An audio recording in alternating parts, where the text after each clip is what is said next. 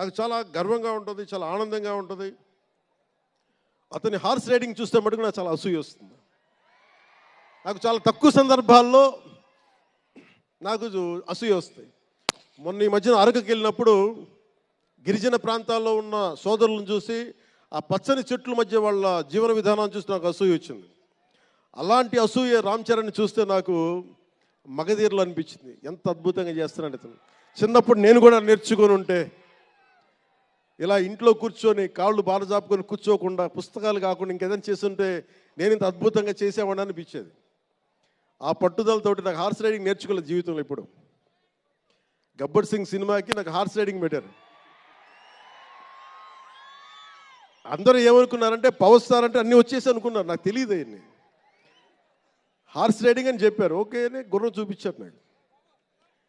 అది కచ్ రాష్ట్రం గుజరాత్లో. గుర్రం దగ్గరికి వెళ్ళా.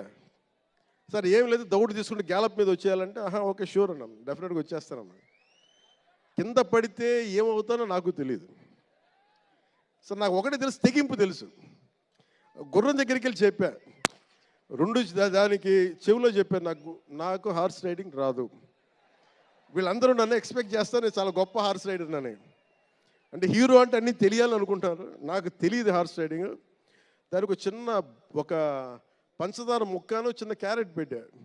జాగ్రత్తగా తీసుకెళ్ళి నాకు వదిలేవాను. పాపం ఆ గుర్రం అది నన్ను ఎంత అద్భుతంగా తీసుకెళ్ళిందంటే అది మీరు చూసారు ఆ సీన్లో. నేను అందరినీ మోసం చేశాను ఆ సినిమాలో. నాకు హార్స్ రైడింగ్ రాకుండా సినిమా వరకే హార్స్ రైడింగ్ వచ్చి నాకు అది.